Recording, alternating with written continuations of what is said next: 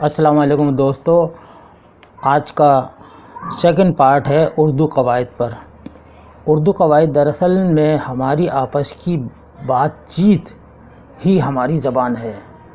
ہم جو آپس میں بات چیت کرتے ہیں، بولتے ہیں، یہی ہماری زبان ہے۔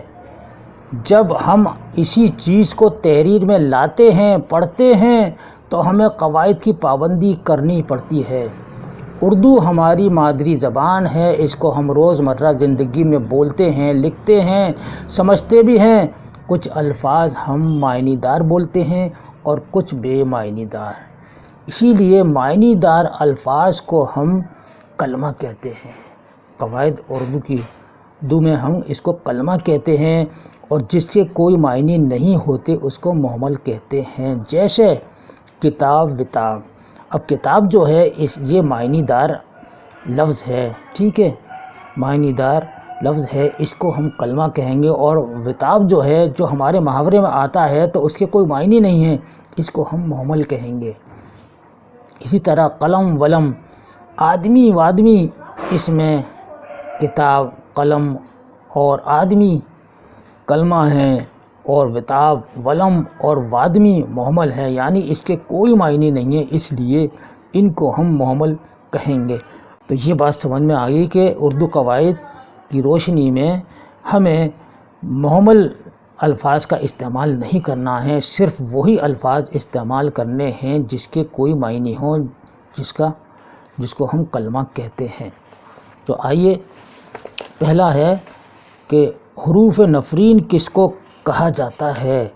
تو نفرت کے لیے استعمال ہونے والے الفاظ وہ لفظ جو دو حروف کو الگ الگ کریں، وہ حروف جو کسی لفظ کو غائب کر دیں، یا وہ حروف جو دو اسموں کے باہمی تعلقات کو ختم کر دیں۔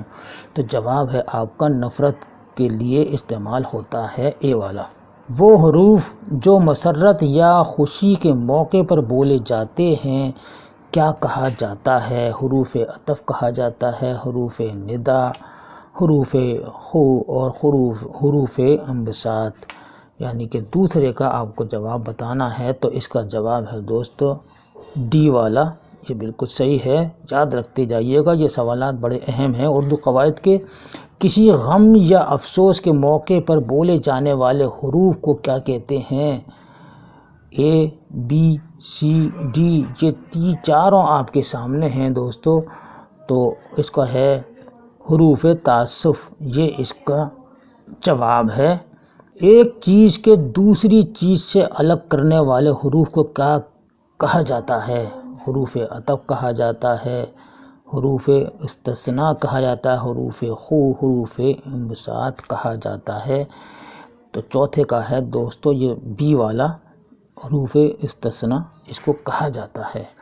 اب دوسرے پیج کا پہلا سوال ہے، حروف تہجی کی تعداد کتنی ہے؟ 35، 50، 36، 14۔ تو آپ کا جواب ہے 50۔ آپ بھی اس بات کو سوچنے پہ مجبور ہوں گے کہ 50 کیسے ہیں، کیونکہ 36 ہونے چاہیے، 36 آتے ہیں صحیح، لیکن 50 جو ہیں تو یہ عبدالحق کے کہنے پر ہیں۔ عبدالحق، یعنی عبدالحق نے اردو تہجی کی تعداد جو ہے 50 بتائی ہے۔ تو یہاں پر ہمارے پاس جو سوال کا جواب آیا ہے 50 ہے، لیکن 36 بھی آپ کا بالکل صحیح ہے، ٹھیک ہے، 36 کو بھی آپ رکھیں گے۔ زیادہ تر 36 آتا ہے، اگر اس میں حمزہ ہم لگا دیں گے تو 37 ہو جائیں گے، ٹھیک ہے، نہیں، بغیر حمزے کے یہ 36 ہے۔ دوسرا سوال ہے، ذیل میں سے کلمے کی قسمیں ہیں، کون کون سی قسمیں ہیں؟ بی سی ڈی، اس میں سے کون سی قسم ہے؟ کا جواب ہے سی، موضوع اور محمل، ٹھیک ہے، محمل۔ تو آئیے اگلے سوال کی طرف چلتے ہیں کہ وہ الفاظ جن کے کوئی معنی نہ نکلتے ہوں کیا کہلایا جاتا ہے؟ ابھی آپ نے پڑھا تھا، میں نے ابھی سمجھایا تھا ویڈیو شروع ہونے سے پہلے۔ دیکھیے بی سی ڈی میں کون سا ہے؟ تو جس کے کوئی معنی نہیں ہوتے، جیسے کہ کتاب وتاب، قلم ولم۔ تو یہ کتاب وتاب کیا چیز ہے؟ پانی، وانی کیا چیز ہے؟ پانی ہے لفظ، پانی کے معنی ہیں، یہ معنی دار الفاظ ہیں، معنی دار لفظ ہیں، تو اس کو ہم کلمہ کہیں گے۔ اور وانی جو ہے تو اس کے کوئی معنی نہیں ہے، تو یہ ہے مہمل، ٹھیک ہے نہیں، مہمل جس کے کوئی معنی نہ ہو، جیسے کہ وانی، ٹھیک ہے، ابھی بتایا تھا کہ اور کتاب، وتاب، اس طریقے سے یہ سب مہمل ہے، اس کے کوئی معنی نہیں ہیں اور اس کو ہمیں بولنا بھی نہیں چاہیے۔ وہ الفاظ جن کے معنی ہوتے ہیں کیا کہلاتے ہیں؟ ٹھیک ہے، مہمل کہلاتے ہیں، نہیں، اور موضوع کہلاتے ہیں، حروف انبساط کہلاتے ہیں۔ تو یہ چوتھا سوال ہے دوستو، اس کا سی ہے، یہ موضوع کہلاتے ہیں، یعنی کہ وہ الفاظ جن کے معنی ہوتے ہیں موضوع کہلاتے ہیں، اور اس کو کلمہ بھی کہتے ہیں، ٹھیک ہے نہیں، کلمہ کہلاتے ہیں۔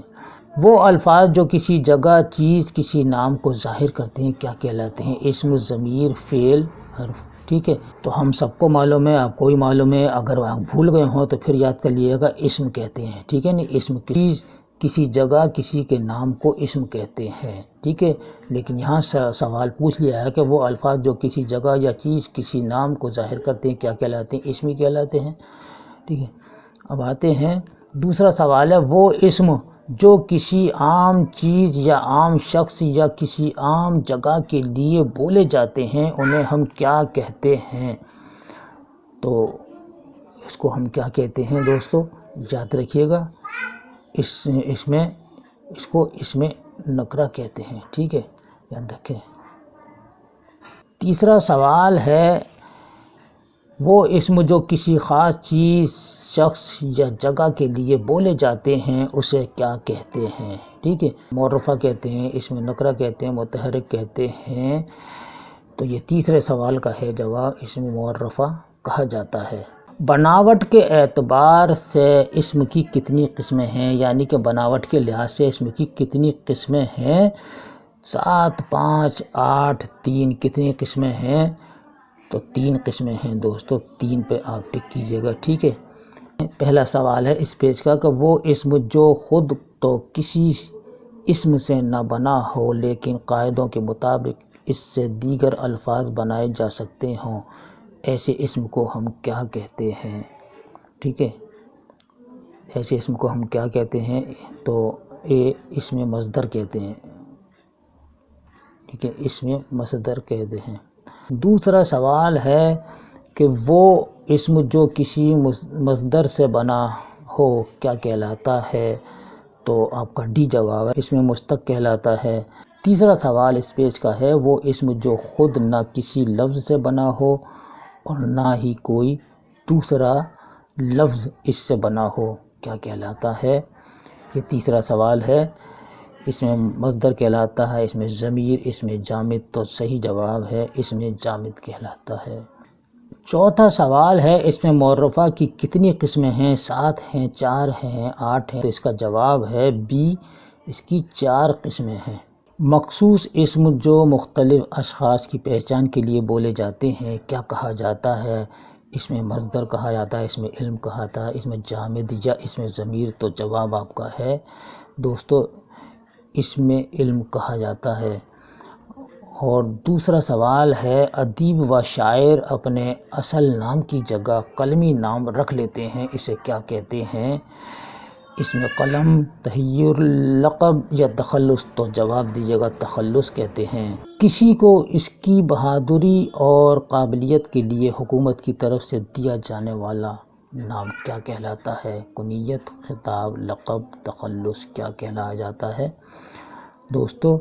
تو اس کا جواب ہے بی، خطاب کہا جاتا ہے اس کو، خطاب، یعنی کسی کی بہادری یا قابلیت کے لیے حکومت کی طرف سے یہ خطاب دیا جاتا ہے۔ چوتھا سوال ہے اس پیج کا کہ وہ نام جو کسی خوبی و وصف کی وجہ سے عوام کی زبان پر آتے ہیں کیا کہلاتے ہیں؟ تو لقب کہلاتے ہیں، خطاب، کنیت یا تخلص، تو لقب کہلائے جاتے ہیں، ٹھیک ہے، لقب کہلائے جاتے ہیں۔ جیسے کہ آپ قرۃ العین حیدر کا ہے عینی آپا، ٹھیک ہے، ان کو عینی آپا کہا جاتا ہے، لقب ہے۔ اسی طرح سے لقب مرزا غالب کا ہے مرزا نوشہ، ٹھیک ہے، اور ان کے والد کا تھا غالب کے کا مرزا دولہا، ٹھیک ہے، اور مرزا نوشہ جو ہے غالب کا ہے۔